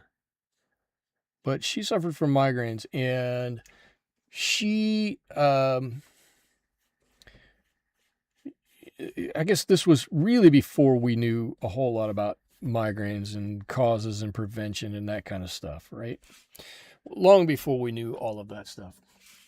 And I remember her laying on the couch with this horrible green period colored couch, right? We're talking the 1970s. What happens in 40 minutes? In 40 minutes, not in 40 minutes. In 40 minutes, I'm in the house. In 20 minutes, we're done. Dwayne, the joke is that Dwayne said that this stream had to last for 2 hours. And so then I'm trying to figure out what can we paint in 2 hours. In 40 minutes, we're done. We're out of here in 40 minutes. In 20 minutes, I hit the 2 hour mark. But my mother suffered migraines before there was the official term migraine. Probably, I mean, it was probably thrown around, but look, let's be honest. I grew up way in the country, and I'm sure that our country doctors were not up on the latest medical treatments or anything like that. So I have no doubt that she went mostly misdiagnosed or undiagnosed for a long time. All right. And I never had a headache, and I could never understand. And this is, it's just one of those things that happened. I never understood why she was on the couch laying down and why she couldn't stand that my brother and I would be running around and jumping and gallivanting around the house and everything like that. Why it would make her so upset, not upset at us, but,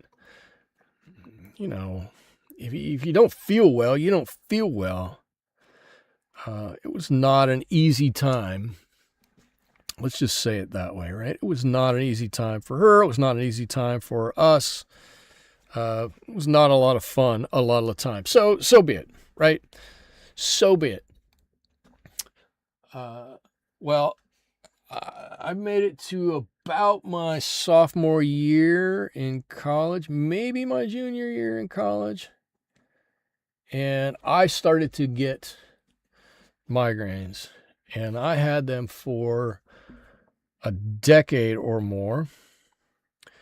And at some point, I was either smart enough or not smart enough, and you know, you all figure out which is which. And I decided to go back to school, and part of that is what prompted my trip out to California, and of which I've never left since. But I lived for part of my time out here at home, going back to school with her, and she continued to get headaches, and I continued to get headaches, and we got them at the same time. And I'm like, this is really weird, Mom. This should not be happening. We shouldn't be having headaches at the same time. There's no reason why we should both be having headaches at the same time. And what we came to, independently of any doctor, was that the barometric pressure storms rolling in had an effect on us. And so not always, but enough of the time, if there was a storm that rolled in, you could bet that we together probably would end up with some kind of a headache. And I was like, that's the weirdest thing I've ever heard in my life. I don't know that that's a real thing. All I know is it's not cool because it really hurts. And so there wouldn't be one of us laid up in bed going, I wish this would pass. There were two of us. And then she got hers under control. I got mine under control. But the funny part was that we would both have them at the same time, which was, I always thought, just an incredibly weird thing. And of course, I told her it was completely her fault because they're her genes. So she should take full responsibility for it. Edie says, cute otter. Edie's trying to change the subject here. What she's saying and being nice is she's saying, get back on the topic of painting. I will do that. All right. We've got so much done. We're so close. We've got some really good stuff done here. We are very close to being done with this guy. It's going to make me a little sad, to tell you the truth, because I think he's turning out cute. And what I think is even funnier than that, and you guys can let me know how far off base I am. I've barely looked at our reference photo right there. Barely even looked at it. I've just kind of looked at the otter and gone, where do I need some color? Where do I need a little something else?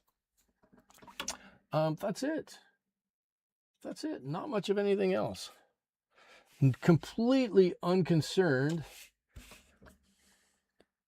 with, does this look exactly like that reference photo? Completely unconcerned with that. What I'm concerned with is it making an interesting image? I think the answer is yes. I think it's kind of neat. But it's not exactly our reference image, and that's okay. Not going to sweat that one iota. Not one iota. My goal is not to replicate that reference photo. My goal is to take that and use it as the basis for something better, which we have going on here, which we are doing. Cool. I don't know what these things are. Some kind of rice ball, some kind of mochi ball, something like that. I don't know. It doesn't matter. You look at that, there's something in there, and this guy could grab it. Oh, I was going to say, this guy can grab this with his chopsticks, and then he's got white chopsticks. Can't have white chopsticks. It's got some kind of bamboo chopsticks here. It looks like I either didn't draw this well or didn't paint this well. And I'm about to go right through some wet paint, and that's not cool.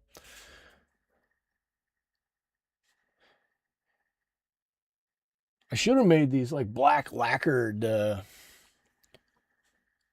chopsticks or some such thing as that.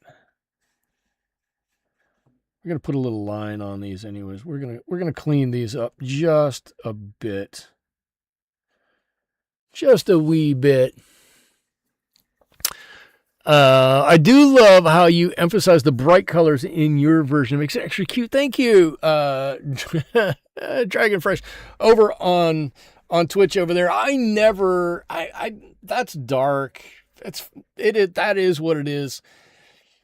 I never really care that much about duplicating that reference photo.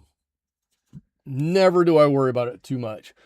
Uh-oh, wait a minute. Edie's got to go, guys. Got to go prep for bed.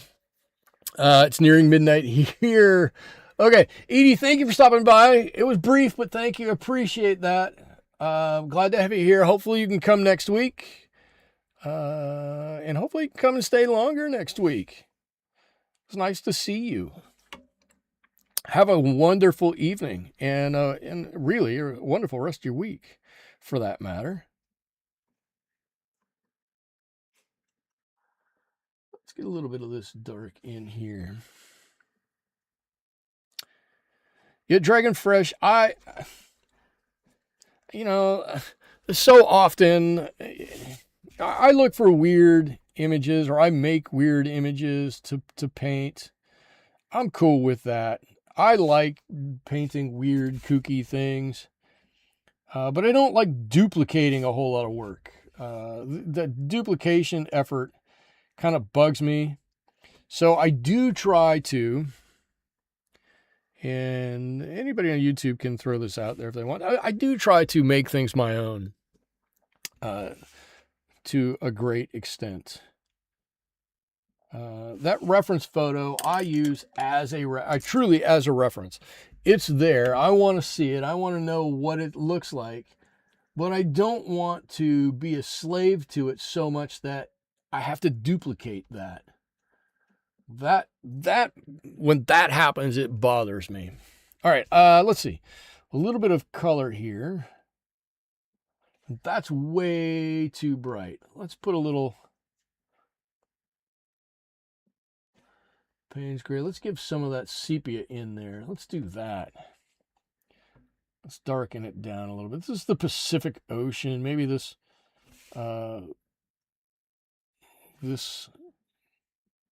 otter is in a little deeper water here. All right, there's something going on here with some water. We can give some lighter color in here. There we go. Let's give some real interest to what we're doing here.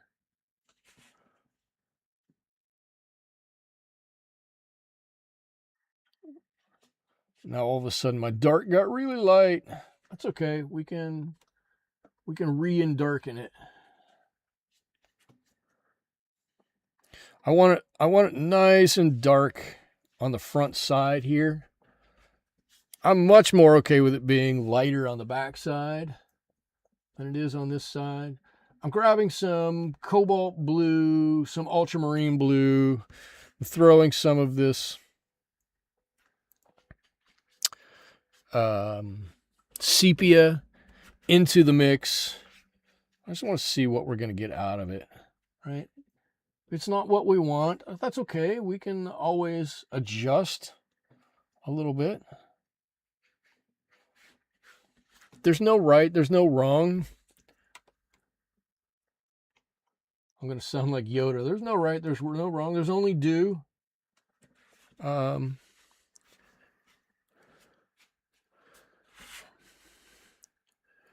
If it doesn't turn out perfect. Everybody knows what my view of perfect is. Perfect is a construct designed to make you miserable.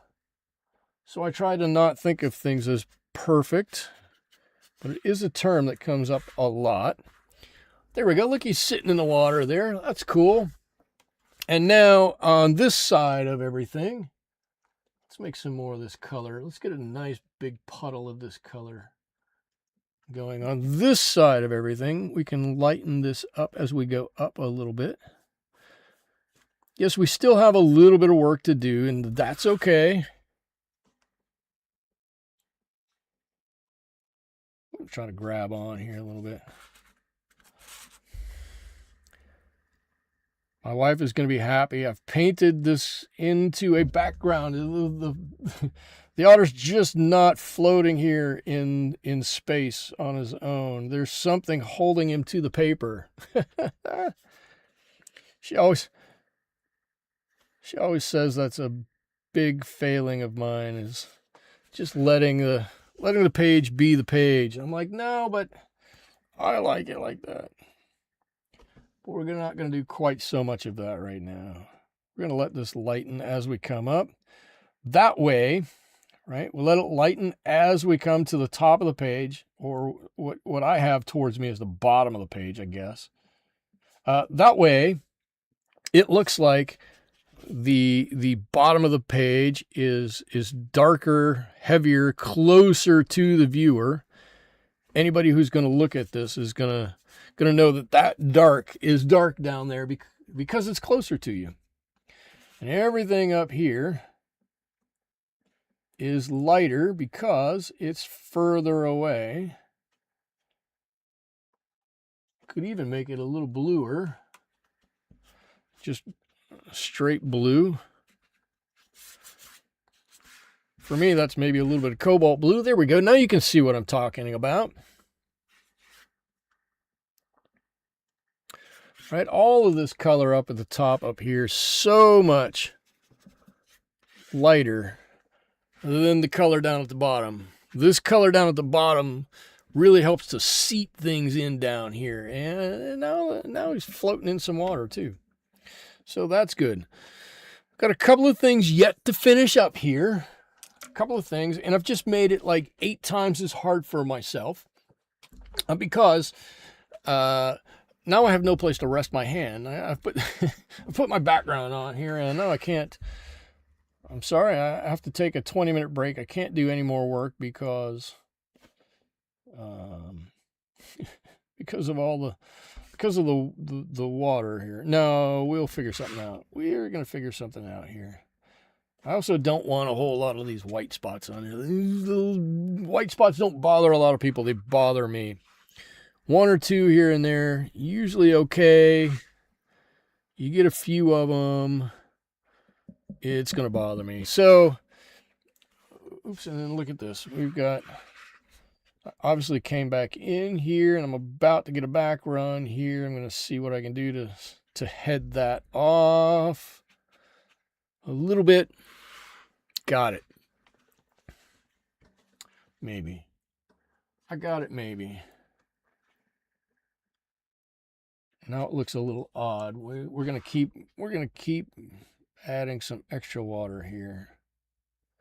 Ooh. Done, and done here. All right, the bento box basically done. Our chopsticks, the chopsticks are chopsticks, right? Gonna add a little. In fact, give me some of that blue. That blue might be interesting. A little bit of shadow on that chopsticks here. If we get much, that's great. If we don't get much, that's okay too. The chopsticks are mostly flat. We've got a little bit in his mouth here to do. We don't really see his teeth in here. It's dark. It may not necessarily be black, but it's dark up under here. So I'm going to put some color, and I'm going to pull that out. And that's going to help to really define those cheeks that he's got there. I'm going to add a little bit of extra lineage. You can say that, lineage to his nose. And I'm going to mix up a slightly different color for the shadow inside his nostrils. Right? Because I don't want that to be the same color as his nose. So it's basically the same black, but there's a bit of Payne's gray in there as well. And I'm going to do a little bit of that color on his eyes. Just a little bit on part of it. I know we're going to let that settle. Let's see, what else do we have to do here? Oh, I've got this foot, but it's just slightly damp. So I need to wait on that foot just ever so slightly.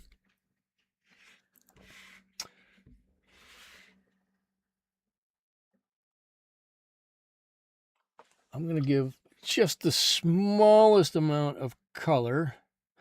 He's got, it's not like a flap or a brow or anything here on the side of his eyes, or I always think they have this little thing on the side of their eyes. So I'm going to put just a tiny bit of color on there. You can't probably even see it through the camera, so I'm going to do this. Whoop. You can see just around his eyes there. I've just added a tiny little bit of color so you can see what it is. There and there. Just the smallest little bit.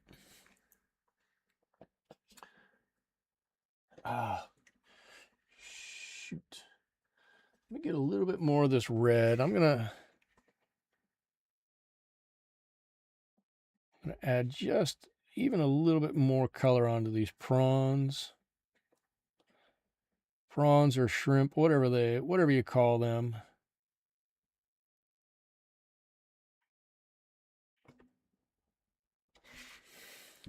A couple of lines here and there. I think those are good. I like the balls there. I like the face. We're gonna, while we've got a moment, while I'm waiting for that to dry primarily. Ooh, I can't put my hand down there.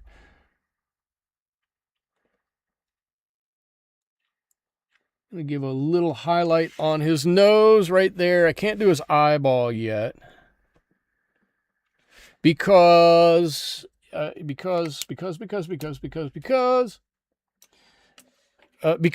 eye is wet. So we can't give even a little dot on there quite yet.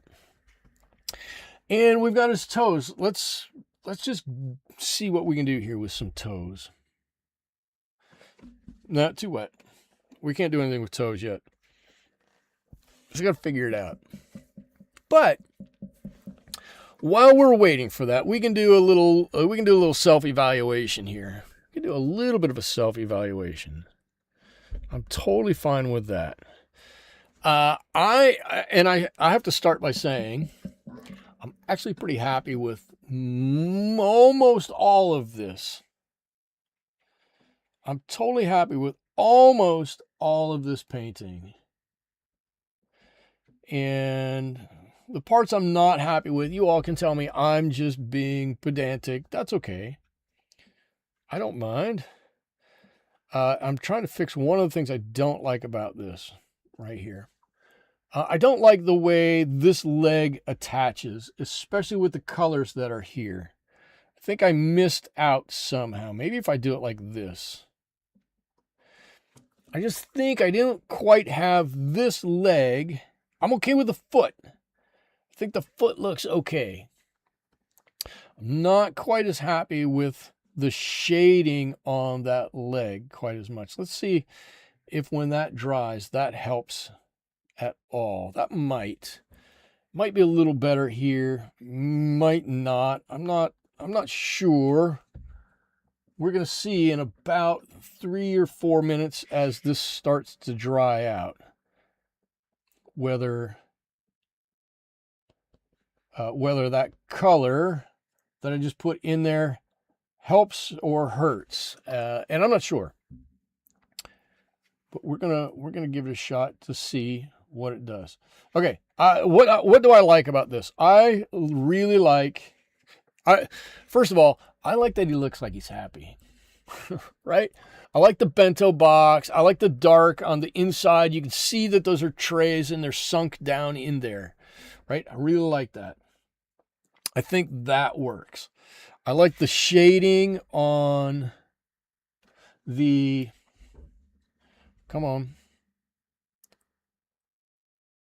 I like the shading on the balls here. I like the quick little bit on the prawns. I like the fact that you can see this guy's hand here. I'm gonna fix this color a little bit here too. Can do this easily with burnt umber because it lifts easy. It's a sedentary color. It lifts very easy. I like the hand. I like the hand over there. Maybe we can even put a couple of little claws in there, but I don't think we need it. I like the chopsticks. I wish the chopsticks had shown up a little bit better, but that's okay. But I like that you can see his individual fingers there. Right? You can see some toes over here. That makes me happy. When you come, so if I'm going to hang this up in my office, and when you come to my office to look at this painting, and you all should. You should all stop by my office just to check it out. I want you to look at it and go, oh my God, you can see his toes. That would make my day for you all to go, oh, I can see his toes. That's so exciting. Because that's kind of a cool thing to be able to see.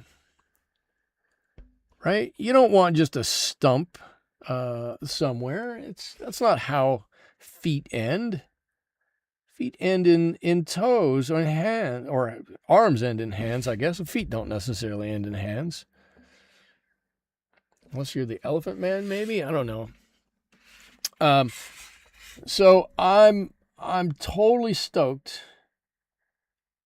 that you can see the individuality of all these toes has made it through the end of the painting.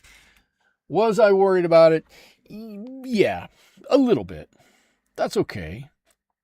You can be worried about it a little bit. I can fess up to that. Because I didn't have the firmest plan on how to do that.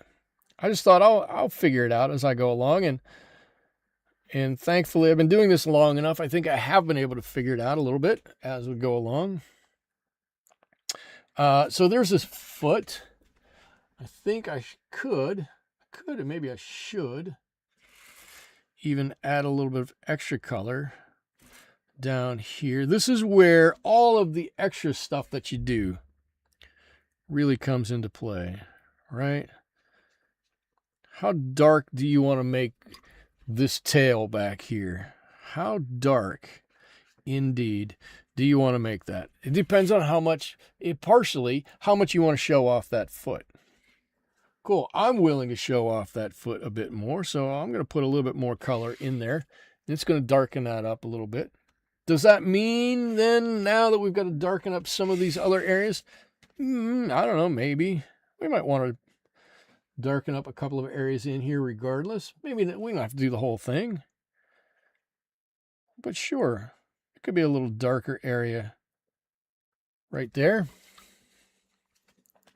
And then, of course, we can start to blend this in a little bit if we don't wait too long for a hard line to get there. One of the nice things about working with sepia and burnt umber is that they're sedentary. They mostly just sit on top. They don't sink in to your page all that much. All right, cool, there we go. And we can pull that in with a little extra color down here. And we can actually even lighten up some of that color as we come around. Make it more umber, less sepia. Still keeping that foot there. Cool, that looks good to me. Right, because we've done these light layers up till now, we can come back with a little a little bit more. We can continue to come back with a little bit more and a little bit more and a little bit more. Right, let's darken up an area right here. Cool. Add some water onto this, pull it out. What I don't want to do is get rid of all this white, this lighter color around that bento box though. I want to keep most, if not all of that, if I can.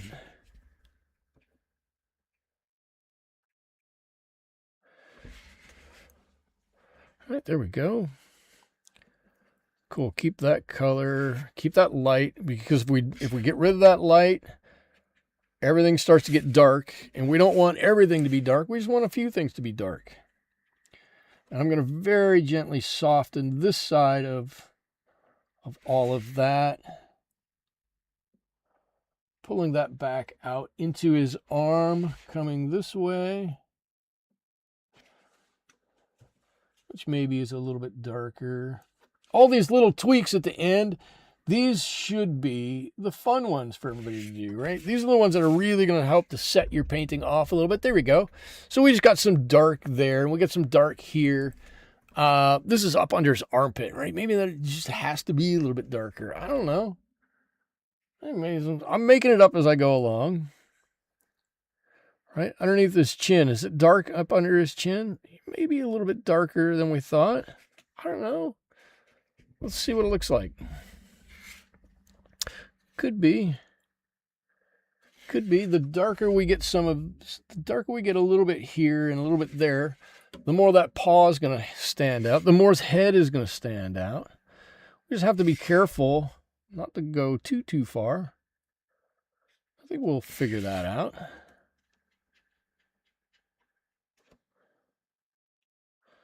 Ooh, I think that is better. A little darker right there. Right? Don't be afraid of the dark. Don't be afraid of the dark. Cool. There we go. We got it. Now his head really stands out. He's really brighter. His eyes aren't quite dry yet, so I can't quite put in. I'm going to leave his ears just like that. I like his ears like that. I like the bento box.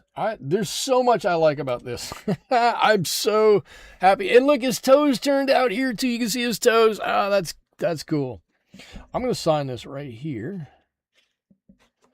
There we go. And I think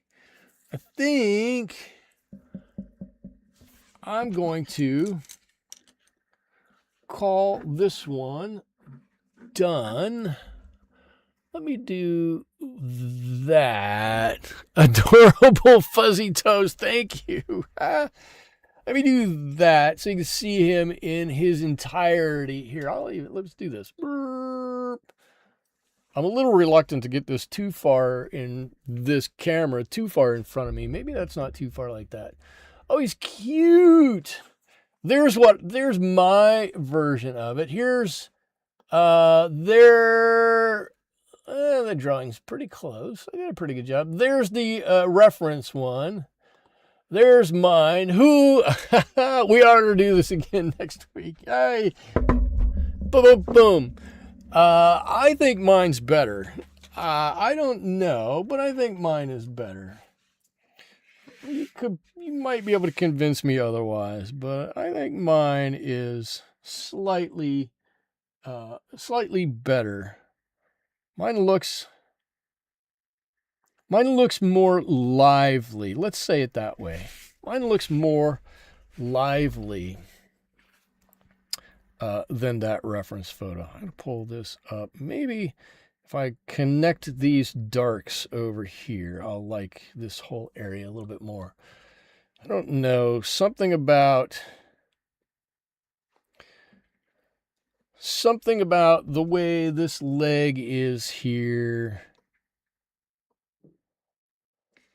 I'm not wild about it. Let's pull the tail up. I'm still sitting here trying to figure it out and still playing with it. I'm going to get it. Before I say goodbye, I'm going to get it. I don't know that I'm ever going to get it. And I don't know that it matters, right? It probably It probably only matters to me. That's probably it. Probably only matters to me. You guys are all probably sitting at home going, I don't know what you're doing. I would just call it good and be done with it. I wouldn't worry about anything else. Maybe that's a little better. Maybe that's a little better for me. Give a little dark up his foot here. Yeah, I think that's a little better. It's still a little weird. I don't know. Maybe I drew it wrong. Maybe it's setting in there quite wrong. I think it's better. I'm going to stop. Whew. Because I do like it. I think it looks fantastic. All I need to do is give a little highlight in the eye. There we go. And that's it. So that's what I got for you guys this week. And yes, as Dwayne says, we ought to do this again next week. I'll be here. I'm not sure what we're going to do next week, but we're going to have a good time doing it. Maybe we'll go back and we'll paint another alien. Maybe we'll find another mashup to do. I've got a couple more already drawn out. But whatever we do, it's going to be fun. I'm going to be there. I'm hoping you're going to be there. Until then, I hope you guys have a great rest of your evening. I hope you have a great rest of your week. And I hope you're able to come back and do this whole thing all over again next week. Until then, thank you so much. Bye-bye.